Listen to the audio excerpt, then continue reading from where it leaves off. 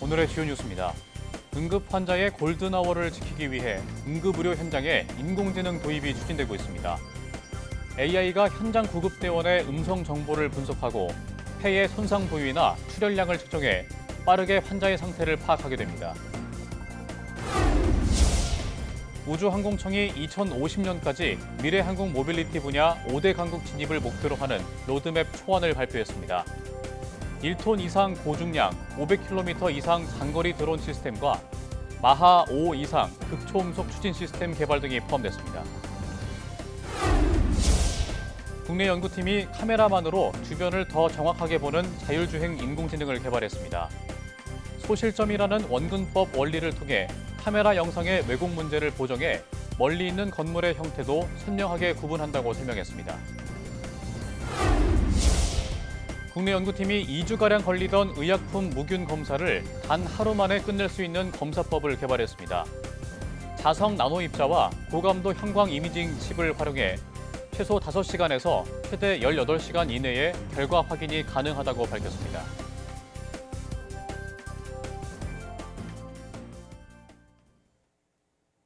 여러분 안녕하십니까? 사이언스 투데이 시작합니다. 응급 환자 치료는 보통 사고 발생 후 1시간이 골든아워라고 하는데요. 생사의 갈림길에 선 환자의 골든아워를 지키기 위해 응급의료 현장에 인공지능 도입이 추진되고 있습니다. 이성규 기자입니다. 교통사고나 추락사고가 발생하면 1분 1초가 환자의 생명과 직결됩니다. 하지만 응급의료 현장은 한정된 의료 인력과 시간으로 신속한 진단과 치료에 한계가 있습니다. 이런 한계를 극복하기 위해 응급의료 단계별로 인공지능 도입 프로젝트가 추진되고 있습니다. 우선 구급대원이 의료진에게 보고하는 음성 정보를 분석해 환자의 상태를 알려주는 인공지능 솔루션이 개발 중입니다. 저희가 음성인식은 바로 통화가 끝난 다음에 결과가 떨어지고 그 기반으로 30초 이내에 분석을 해서 의료진 선생님들에 전달을 하기 때문에 병원 진료 단계에서는 인공지능으로 폐의 손상 부위를 찾아내고 출혈량까지 측정하는 기술이 개발되고 있습니다. 기흉 영역과 폐 영역 그리고 혈육 영역이 색깔로서 이제 구별이 된 모습이고 이를 3D로 만들었을 때 이런 식으로 이제 색으로 좀 더 명확하게 구별이 되는 모습을 확인하실 수가 있고 응급치료에서 환자의 상태와 치료 상황을 기록하는 간호기록 업무도 인공지능의 도움을 받으면 시간을 대폭 줄일 수 있습니다. 개발사들은 인공지능의 성능을 높이기 위해 의료진과 정기적으로 소통하고 의료 데이터도 축적해 인공지능을 학습시키고 있습니다.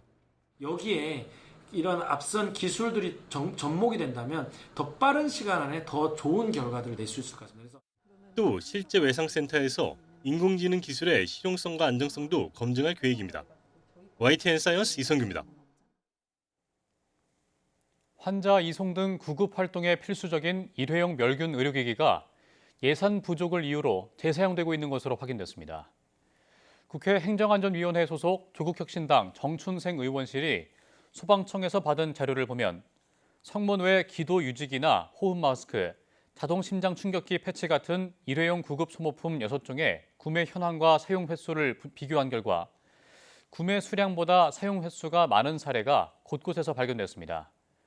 환자 이송에 사용하고 난 일회용 의료기기를 구급대원들이 멸균 처리 뒤 재포장하고 유효기간까지 임의로 정해 사용한 정황도 포착됐습니다.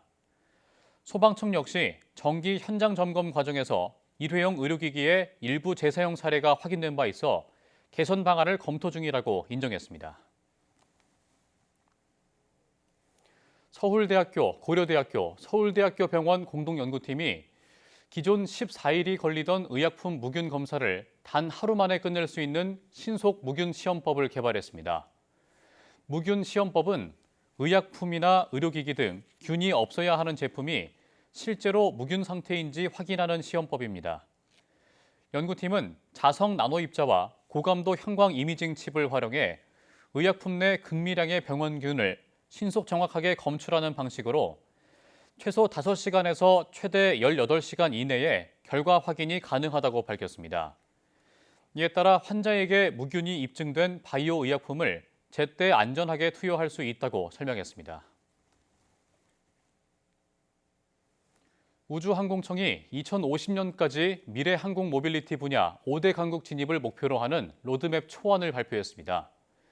미래 첨단 모빌리티, 친환경, 인공지능, 국산화, 인프라 구축 등 5개 분야, 56개 세부 기술 로드맵으로 구성된 초안에는 1톤 이상 고중량, 500km 이상 장거리 드론 시스템과 마하 5 이상 극초음속 추진 시스템 개발 등이 포함됐습니다. 또 지상 20km 고도 성층권에서 3달 이상 떠 있을 수 있는 친환경 무인기 개발과 인공지능을 기반으로 조종사 개입이 전혀 없는 완전 자율비행 기술도 목표로 하고 있습니다. 우주항공청은 공청회에서 나온 의견을 반영해 올해 안에 로드맵을 확정할 계획입니다. 전통시장은 화재나 범죄에 취약하다는 지적이 늘 따라붙는데요. 이런 걱정을 덜어주기 위해 충북 제천의 한 전통시장에 충청권에서는 처음으로 인공지능 순찰 로봇이 등장했습니다. 김기수 기자입니다. 시장 안 골목 구석구석을 바퀴가 달린 로봇이 돌아다닙니다. 로봇에 장착된 카메라가 회전하며 곳곳을 촬영하고 영상은 실시간으로 담당 경찰관에게 전송합니다. 충북 제천 중앙시장에 도입된 AI 순찰 로봇으로 충청권에선 처음으로 시범 운영에 들어갔습니다. AI 순찰 로봇은 주로 야간 등 범죄 취약 시간대에 활동하면서 전통시장 내 경비 역할을 수행합니다. 또 로봇은 여러 상 카메라를 갖춰 온도 변화를 감지하고 화재를 조기에 포착할 수 있습니다. 이상 징후가 포착되면 경찰과 소방에 자동 신고되고 자체 탑재된 소화기로 초기 진화도 가능합니다. 시장 상인들은 화재나 절도 피해를 막는 데 큰 도움이 될 것으로 기대하고 있습니다. 가장 큰 거가 이제 절도에 대한 범죄, 그리고 두 번째가 이제 화재인데, 사실은 이제 재래시장이 가장 취약한 게 화재 쪽이잖아요. 그래서 저희들이 정말 많은 걸 안심하고 있습니다. 경찰은 순찰 로봇을 통해 순찰 인력의 효율적 운영과 치안 사각지대 해소에 나선다는 계획입니다. 지역 안전의 중요성이 커지면서 지능형 순찰 시스템의 필요성이 높아지고 있는데요. 로봇 순찰을 통해서 범죄 사각지대를 해소하고 범죄 예방 효과와 시민들의 체감 안전도가 높아질 것으로. 경찰은 다음 달까지 시범 운영을 마친 뒤 다른 전통시장으로 순찰 로봇을 확대하는 방안을 검토할 예정입니다. YTN 김기수입니다. 생성형 AI 기술을 이용한 국내 첫 장편 영화가 개봉했습니다. 제작 시간과 비용을 대폭 단축한 가운데 AI가 어디까지 대체할 수 있는지에 대한 화두도 던집니다. 김승환 기자가 보도합니다. 뭐야 이거? 여기가 어디야? 이승과 저승 사이 중간계에 갇힌 사람들, 그리고 사람들의 영혼을 없애려는 저승사자들이 추격을 시작합니다. 시리즈 파인 촌뜨기들 등으로 유명한 강윤성 감독이 메가폰을 잡고 지난해 두바이 국제 AI 영화제에서 대상을 받은 권한슬 감독이 AI 연출을 지휘했습니다. 처음으로 이제 AI 영화를 시도하다 보니까 너무 길지 않게 저희가 시리즈형 영화를 만들어야겠다는 생각으로 기획을 했고요. 차량이 부딪히고 폭발하는 장면, 저승사자의 액션씬 등에서 현존하는 생성형 AI 기술을 모두 이용했습니다. 컴퓨터 그래픽으로 나흘 이상 걸렸을 작업은 1시간 정도 만에 끝났습니다. 연출적 프롬프트들을 다 이제 사람이 직접 창조를 해내서 그걸 입력을 해서 장면들을 뽑아내고 거기서 제일 좋은 장면들을 고를 수 있는. 기존 영화에서 공들여 만든 컴퓨터 그래픽만큼 정교하진 않다는 한계가 있지만 영화 제작 패러다임에 큰 변화를 불러올 건 분명합니다. 감독님의 어떠한 그런 창의성 그리고 도전성 이런 것들이 잘 느껴졌고 그리고 저희 목표를 이뤘다라고 생각을 들어요. AI의 발전 속도가 워낙 빠른 만큼 AI가 영화 제작에서 어디까지 대체할 수 있을 것인가에 대한 우려도 나옵니다. 저 스스로가 어떻게 그 괴물들, 크리처들에게 반응할 것인지에 초점을 맞춰서 연기를 똑같이 했기 때문에 그런 섬세한 감정들은 인간밖에 할 수 없다는 생각이 들어서. 다만 몰입할 수 있는 이야기를 선택하는 관객의 기준은 변함이 없기 때문에 영화의 본질은 달라질 게 없다는 지적도 나옵니다. YTN 김승환입니다. 유니스트 인공지능대학원 주경돈 교수 연구팀이 카메라만으로 주변을 더 정확하게 보는 자율주행 인공지능을 개발했습니다. 연구팀은 소실점이라는 원근법 원리를 활용해 멀리 있는 물체는 확대하고 가까운 물체는 작게 보이도록 설계해 카메라 영상의 왜곡 문제를 보정했습니다. 또 인공지능이 소실점 방향을 따라 이미지를 분석하면서 깊이감과 거리감을 학습하도록 하고 원본 영상과 보정된 영상을 융합해 입체적인 3차원 공간 지도를 만들도록 했습니다. 연구팀은 개발한 인공지능이 기존보다 공간을 더 잘 이해하고 멀리 있는 자동차와 신호등, 건물 등의 형태도 선명하게 구분했다고 설명했습니다.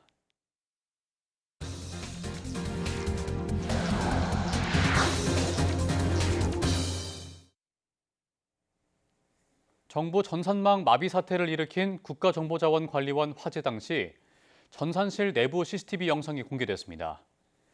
연달아 폭발이 일어나고 현장 작업자들이 급히 대피하는 모습이 고스란히 잡혔습니다. 오승훈 기자가 보도합니다. 안전모를 착용한 남성이 주저앉아 무언가 작업을 하더니 갑자기 폭발이 일어납니다. 폭발음에 놀란 현장 관계자들이 우왕좌왕 주변을 살핍니다. 전산실은 이내 뿌연 연기에 휩싸이고 시뻘건 불꽃과 함께 2차 폭발도 일어납니다.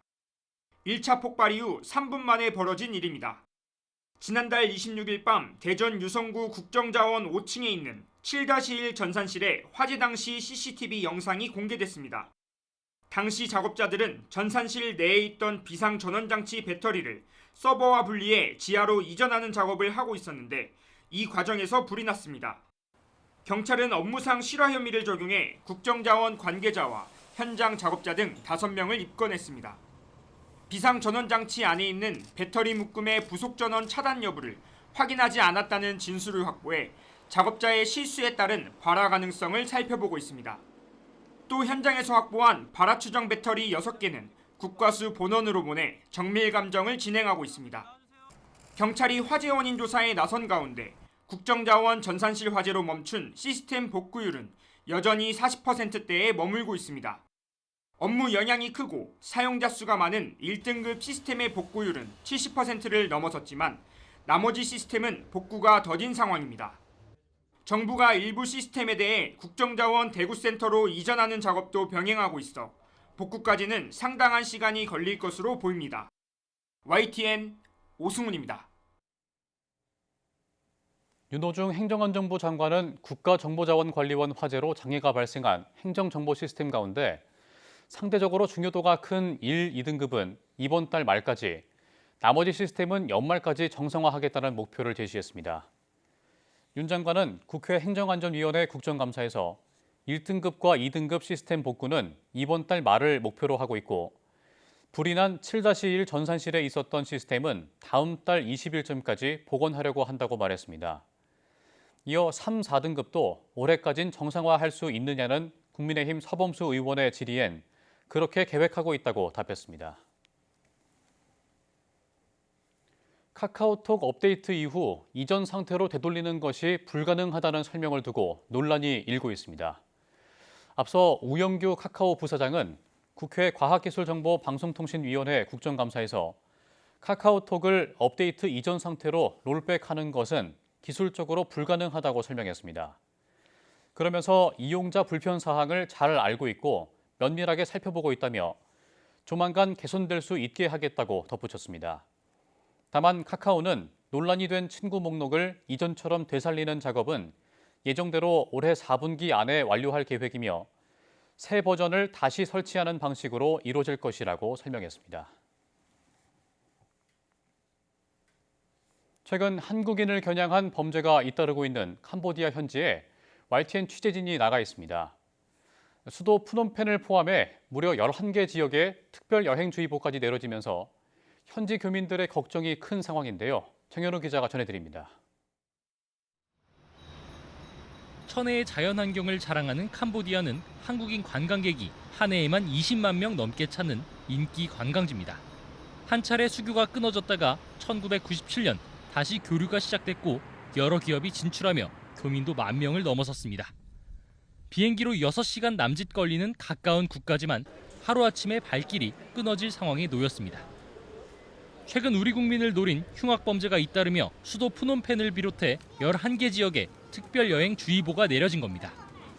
현지 방문을 전면 자제하도록 한 건데 출국을 권고하는 적색 경보로 격상하는 방안까지 논의되고 있습니다. 실제 캄보디아 내 한국인 납치 신고 건수는 2022년에서 2023년 한 해 10건에서 20건 수준에서 지난해 220건, 올해 8월까지만 330건으로 급증했습니다. 그 배경엔 웬치로 불리는 중국계를 주축으로 한 범죄단지가 자리하고 있습니다.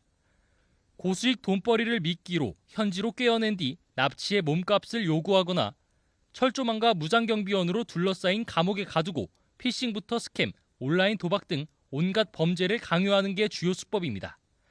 캄보디아의 이런 범죄단지는 최소 50여 곳에 달합니다. 코로나19 팬데믹으로 국격이 봉쇄된 뒤 성행에 우후죽순 늘어났습니다. 특히 지난해부터 한인 대상 범죄가 빠르게 늘었다고 현지 교민들은 말합니다. 지난 2년 동안 국내 민간단체에 달마다 20에서 30건꼴로 구조 요청이 들어왔지만 우리 정부 차원의 대처는 찾기 어려웠습니다.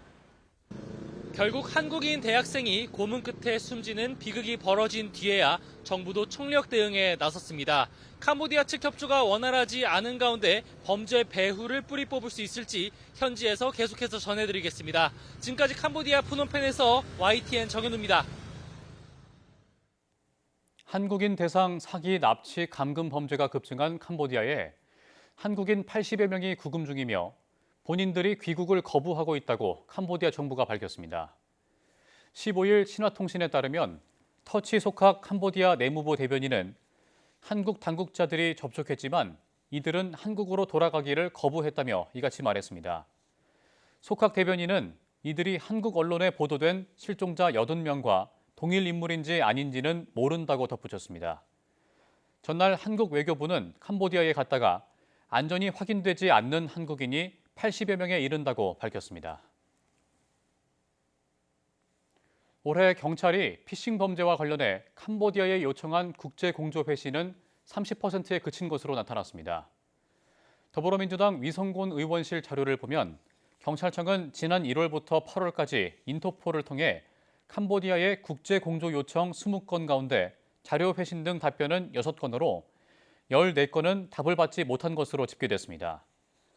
앞서 유재성 경찰청장 직무대행은 최근 캄보디아에서 한국인 대상 범죄가 급증한 것과 관련해 캄보디아 당국에 한국 경찰관을 파견하는 코리안 데스크 설치를 포함한 강력 대응을 요구하겠다고 밝혔습니다. 유 직무대행은 캄보디아에서 숨진 대학생 사건과 관련해 다른 동남아 국가보다 협력이 원활하지 않아 절차가 지연된 부분이 있다며 이같이 말했습니다. 미국과 영국이 인터넷 사기에 인신매매와 고문을 일삼는 캄보디아 조직을 초국가적 범죄단체로 규정하고 제재에 들어갔습니다. 21조 원에 이르는 비트코인을 압수하고 수천억 원에 이르는 부동산을 동결했습니다. 신웅진 기자가 보도합니다. 제재 대상은 캄보디아 등지에서 카지노와 범죄단지를 건설해 운영하는 프린스 그룹과 회장인 천주입니다. 미국 법무부는 150억 달러, 우리 돈으로 21조 원에 이르는 비트코인을 압류했다고 발표했습니다. 영국 정부는 런던에 있는 1,200만 파운드, 약 230억 원 저택과 1억 파운드, 1,900억 원짜리 건물 등의 자산을 동결했습니다. 영국 일간 가디언지는 현지 시간 14일자 미국과 영국, 캄보디아 사이버 사기범을 제재하고 150억 달러 비트코인을 압류한다라는 제목의 기사에서 이 같은 내용을 보도했습니다. 천주와 프린스 그룹이 전 세계 피해자들을 속이는 것은 물론 노동자들을 인신매매하고 고문했다고 고발했습니다. 그러면서 한 한국인 학생이 범죄단지에 속아 들어갔다가 사망한 사건이 고국에서 큰 공분을 일으켰다고 소개했습니다. 영국 정부는 캄보디아와 미얀마 등 동남아의 사기 센터들이 가짜 구인 광고로 외국인들을 폐쇄된 카지노나 특수목적 시설로 유인하고 고문으로 위협하며 온라인 사기를 자행하도록 강요한다고 밝혔습니다. 범행 표적과 친분을 쌓으면서 점점 더 큰 돈을 사기성 암호화폐에 투자하도록 유도하는 방식이라고 설명했습니다.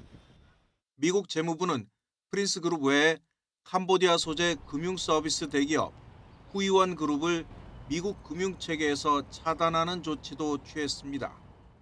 후이원 그룹은 악의적인 사이버 범죄자들이 사기를 쳐서 챙긴 가상화폐 자금을 수년간 세탁해왔으며 북한이 탈취한 가상화폐도 처리해온 것으로 조사됐습니다.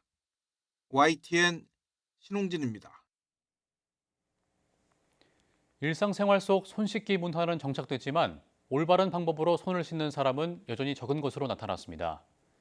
질병관리청이 국립중앙의료원과 올해 진행한 감염병 예방 행태 실태조사 결과를 보면 용변 후 손 씻기 실천율은 84.1%로 지난해보다 8%포인트 늘었습니다. 비누를 써서 손을 씻는 비율 역시 45%로 31.8%였던 지난해보다 증가했습니다.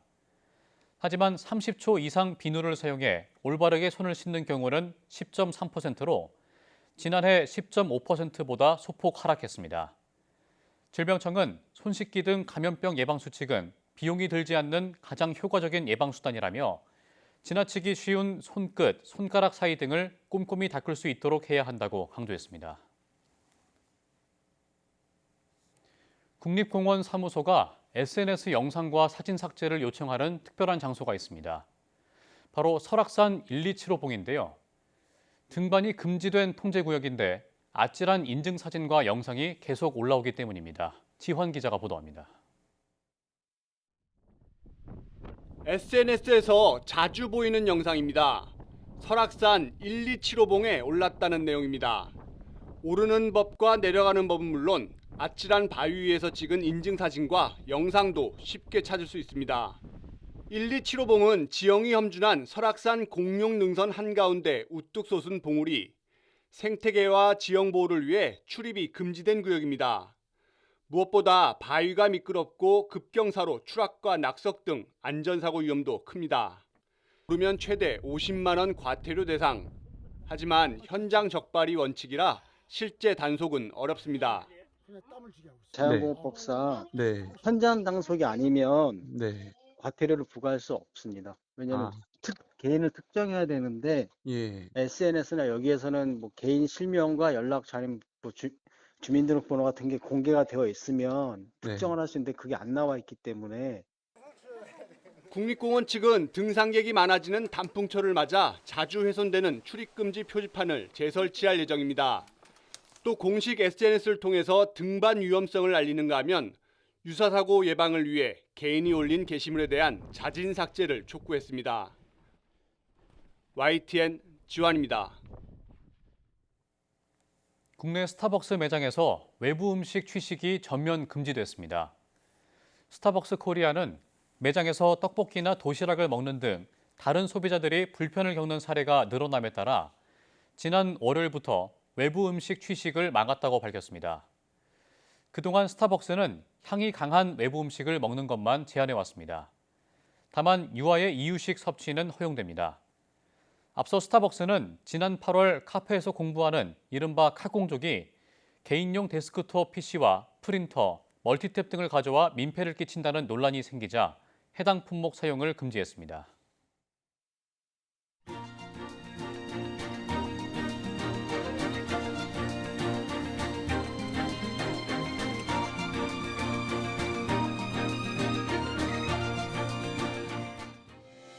이상으로 사이언스 투데이 마칩니다. 함께해 주신 여러분 고맙습니다.